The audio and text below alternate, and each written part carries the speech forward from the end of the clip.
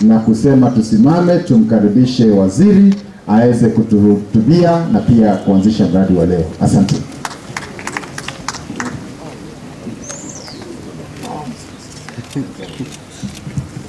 Tafadhali tiketi, asante.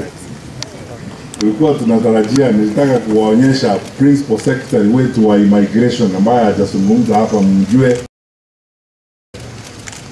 na nitamuintroduce sasa kwa sababu hakupata nafasi ya kuzungumza. Retired General Gordon Kihalangwa, huyu ndio PS wetu wa immigration, ndio anatusimamia sisi wote. Before I say anything, let me first of all start by introducing my colleagues. Kwanza, wananchi wa Nakuru, hamjambo. Ninawashukuru sana kwa makaribisho yenu, and thank you so much for turning up for this function. We will be brief. But let me start by introducing my colleagues. All the immigration officials who are here, if you could stand up, because it's very easy to identify you. You are all in uniform. Nawaona hapa, director ndio huyu na PS ndio huyu. Hawa ndio watatutumikia hapa. Most times they will be in uniform when they serve us. I am doing this because I want to ask you, wananchi, tafadhali do not deal with brokers. Because ile shida tumekuwa nayo ni kwa sababu watu wanadanganywa na watu wengine. Kuna mtu atakusaidia hapa kupata passport. You don't need anyone to assist you. Just walk to us, we serve you. Tumekubaliana? Kaeni. The county security team ya Nakuru, kiongozwa na county commissioner. Hapa mbele hamjatambuliwa, muonekane mnajua huyu county commissioner wetu wa Nakuru ndio huyu. Huyu police commander, mkubwa wa prisons, mkubwa mwingine wa security ndio hawa. Hawa ndio county security team ya Nakuru. Wanaongozwa na huyu county commissioner wetu hapa Nakuru. Na ninawashukuru sana kwa kazi nzuri. I've heard the governor saying nice things about you. It's good he's saying them now because the budget is being worked now. You may get a pay rise. Asante sana. Regional security team yetu inaongozwa na PC. Unajua huyu ni regional commissioner, lakini tunamjua kama PC. Bwana Chimwaga Mongo, wakubwa wote ndio hawa wa security. Najua regional police commander wetu Bwana Mwamburi na timu yake yote ya security, NIS, DCIO na wengine ndio hawa. Wakubwa wa regional security hapa muwajue. Wanasema wanataka kuonekana vizuri ili mjue regional commissioner wenu. Tafadhali wapee nafasi waonekane, mjue mkubwa wenu wa region Bwana Timwanga. Asante sana. Hawa ndio wakubwa wetu wa security. Na washukuru sana kwa kazi yenu nzuri na ushirikiano wenu. I have to thank you again, regional security team, because of your leadership and your collaboration with our team in Narok, we had a very successful Madaraka Day function in Narok, which was evidence of your excellent work. So Bwana Jimwaga, please thank our colleagues on our behalf. Basi.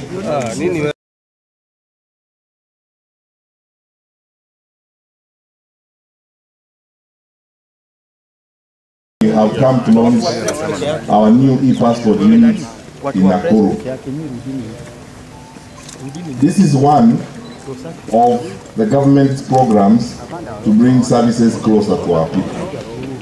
You understand that the world over now, we are migrating to the electronic passport. An electronic passport to travel. For us in Kenya, we have decided that everyone who needs an electronic passport will continue to get electronic passport, yes, but for those who have old generation passports, you need to change them by September. The Kenyans who hold old generation passports in total are 2.5 million. Up to now, about 1 million have transitioned to the electronic passport. We have 1.5 million Kenyans who hold old generation passports. We are asking them kindly to get the new e-passports by September. And we have made it much easier. His Excellency the President directed us to open 10 new centers in the country and out of the country so that we can address Kenyans both here and in the diaspora. Sasa Kenya, zamani tulikuwa tunafanya e-passport Mombasa, Nairobi na Kisumu. Lakini tumeongeza Nakuru, Eldoret, Embu, Kisii. So, in the country, you can get your e-passport in Kisii, you can get your e-passport in Eldoret, or you can get your e-passport in Nakuru, or you can get it in Embu. And the offices and the units in Embu and Eldoret will be officially launched on Friday, the day after tomorrow. So, which means you don't have to wake up very early in the morning and go to queue at Nyayo House at 4 a.m. in the morning. And you don't have to travel to Nairobi. You can get your e-passport here in Nakuru. I'm asking you, good friends, especially officials of county governments, Governor nataka kukuuliza. Let us encourage our people to go to these units that are close to us and get their e-passports. Out of Kenya, we have also opened new offices. The President demanded that we have a new e-passport unit in the US. We have one in Washington. We have a unit in LA. We have a unit in London, Paris, UAE, Pretoria. Hata tukiongea leo, we are launching the Pretoria office simultaneously as we are launching this one here today. So Kenyans who live and work in South Africa can go to our mission or our embassy office in Pretoria and get their electronic passport there. We have made it very easy. We want, first of all, the 1.5 million Kenyans who are holding old generation passports to transition to move to electronic passports. In any case, my brothers and sisters, many embassies and missions now, you know this, Europeans, even the US itself, have now stopped issuing visas in the old generation passports. Ukienda kupiga line pale, watakurudisha na passport yako ya zamani. So why do you want to wait to be told to come back kutoka kwa British High Commission, EU, ama US Embassy, instead of coming here and getting your e-passport? So nataka kuwauliza viongozi wote, all of you my colleagues who are here, tafadhali tuje hapa tupate passport, tumalizane na hiyo. Number two, before I go to the issues that affect everyone, the question of work permit. I think by now, given our recent reforms, we have the strictest work permit regime in this region. We stopped issuing work permits in Kenya. Anyone who wants a work permit will have to apply for it from wherever they are in their country, and they will only come here when they have been issued with a work permit. Ile shida tulikuwa zamani, mtu anakuja hapa na tourist visa, alafu anakaa hapa, anaanza kuhonga watu, kutafuta watu wa kununulia chai, alafu kisha baadaye anasumbua maofisa wetu, alafu anapewa work permit. Hiyo imekwisha. Mtu akihitaji work permit, unakaa kwenu, una apply work permit ya Kenya kutoka kwenu. Tukikupea unakuja. Na ukipitia hapo JKIA ukija, lazima uwe uko na work permit kama unakuja kufanya kazi hapa. Governor nataka kuhakikishia hapa openly, we are not issuing work permits to traders, because we don't do that as government. We don't have a classification of work permits called traders. And any people who are in markets and so on, who are trying to trade, those are illegal immigrants. They are here illegally. And our security team understands that. We will deport them. The 6 in Nairobi, there were 6. Wale 6 walikuwa Nairobi, walionekana kwa market huko. Wao by tomorrow watakuwa wanakula sapa kwao, because tutawarudisha kwao. Because we don't issue work permits to traders. That is the truth. We don't issue work permits. We don't have a classification of work permits for traders. You are coming to trade in a market in Nakuru. Na nyinyi watu wa security ambao mko hapa na nyinyi watu wetu hawa, regional security team na county security team, county commissioners, regional commissioners, deputy county commissioners, mahali watu wanapatikana wanafanya trading, local trading, hawking, huyo ni mtu ambaye yako hapa illegally. Na kama hujamfukuza, wewe ndio utatuambia vile uko na uhusiano na huyo mtu. Kwa sababu we do not issue work permit to traders in this country. We do not. Wakati tulianza hii mop up exercise, ni kwa vile wananchi hatutaka kuongea mambo mingi. When we started this mop up, we had people, we were getting people in Meru huko. Tianauza mchere pande ile ya Meru. Wengine tulikuwa tunawakota mtu mwingine from some countries, I don't want to talk about them because of our diplomatic relations. Unashangaa mtu ametoka mbali namna gani kuja kufanya biashara kule huko Tigania. Anauza kitu kingine huko pande ile ya Meru huko. Ama ameenda kule Isiolo, ni mtu wa nchi fulani anafanya biashara huko. Hata huko Narok na kwingine. Our entire national security team is instructed, na nini kitu tumeongea na tunaelewa sote. We do not issue work permits to traders. Where people are engaged in trade in jurisdictions where we have county commissioners and regional commissioners, they are the ones we ask to answer those questions. Babu, tunahitaji kwa kamata tuambie vizuri vile tulivyo sisi wa Kenya. We escort them very nicely as we are good people to the airport, they go to their home.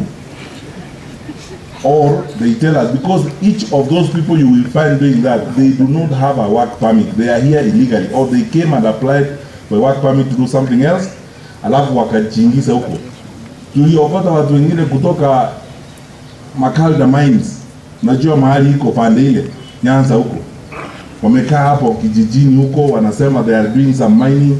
Hawana permit, hawana, tumewasafirisha wote. They are not in the country. And then where you see traders, how lazima wawe ni watu ambao they are in the country without papers.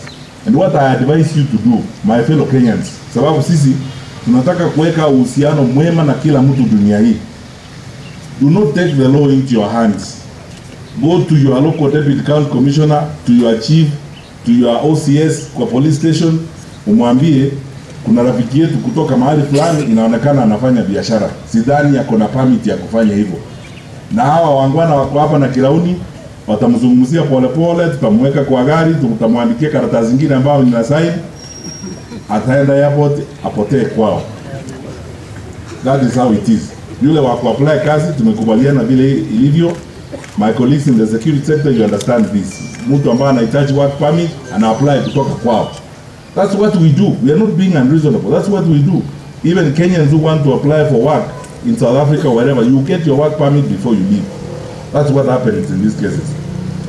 Sasa waje niingie sasa mambo ya usalama hapa ya nyumbani. Kwanza, Regional Commissioner na County Commissioner wa Nakuru hapa na ndugu zetu wa Rift Valley ninawashukuru.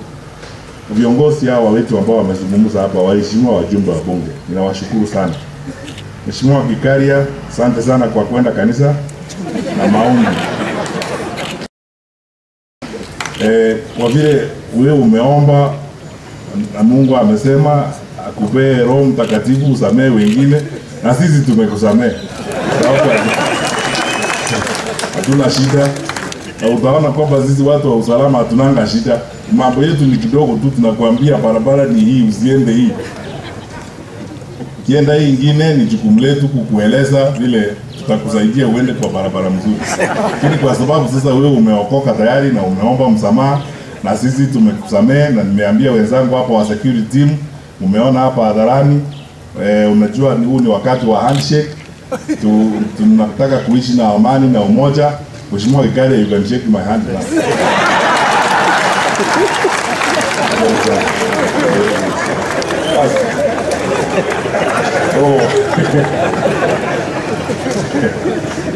So basi sasa tuko sawa. Pande hiyo hatuna shida, sasa tuko sawa. Na wazee wetu wale wako hapa Nakuru ambao wanaelewa hii maneno, mtakaa nao polepole na RC na County Commissioner, basi tuwe timu moja tukiendelea mbele. Tunawashukuru. Mheshimiwa Charity Kadhambi, sisi kazi yetu tunalipwa kutumikia. Mambo kama hiyo ya security ya Molo tumeyazungumzia na umekuja ofisi tukayazungumzia. Tumekubaliana vile tutafanya, na nataka kuhakikishia hadharani hapa tutakusaidia. Na ili pia kule upate usalama wa kutosha, tutaongeza maafisa wa usalama, tuko na maafisa wa kutosha. Na mimi namshukuru gavana wetu wa Nakuru. Honestly speaking, this is the most cooperative governor for us in the security sector. I said that when we were in Shabab the other day. We were having a function in Nakuru West the other day in Ayeye. Every time we have had security issues, we've worked together. This is a very cooperative government. Na tunasaidiana kila wakati, hata wakati shida ilitokea pande hii ya Solai, huyu governor ndiye alikuwa mtu wa kwanza kufika huko, ndiye amenieleza vile ya kufanya. We always work together. This is how we are supposed to work, because you see, this is our country. We have been given responsibilities to serve our people. Si mambo ya kujienjoy, to serve our people. And when we get county leaderships like this governor, we are very happy and we do almost everything he asks us to do. And Governor, I can assure you, as I've always done, you can expect and will get all the support from us so that you succeed even in the plan that you have, and Nakuru will become a city, and we will also staff up to ensure that we serve you and support you even better. Sasa wananchi wenzangu, ya mwisho ni kwa sababu tuko Rift Valley. Leo asubuhi PS Powon mbaya tukumtaja abaya kwa hapa. Huyu ni principal secretary wetu wa devolution. Naitwa bwana Michael Powon. Tulianza leo asubuhi na mkutano na viongozi wa Elgeyo Marakwet na West Pokot. Tulikuwa na mkutano mkubwa hapa leo asubuhi na wazee wa kanisa, bishops kutoka Elgeyo Marakwet na West Pokot. Na hiyo yote iko kwa Rift Valley. Na shida ni kwa sababu ya mambo ambayo inatendeka pande hiyo. Tumekubaliana na ninataka kuwaomba viongozi wa siasa ambao mko hapa, tafadhali mueleze wenzenu, hatuwezi kuwa na uongozi wa kudhulumu hawa watu wananchi hawa tunaongoza.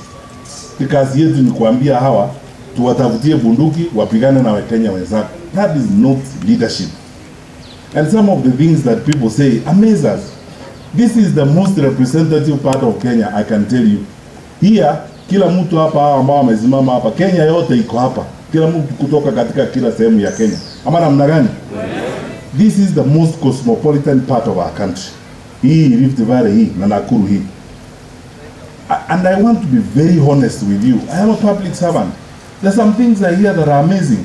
One of you members of parliament, one of you from here, Nakuru, another day was telling people, eti lazima unajua sisi utupige kura fulani namna hii, ama tusipofanya hivyo tutadhulumiwa.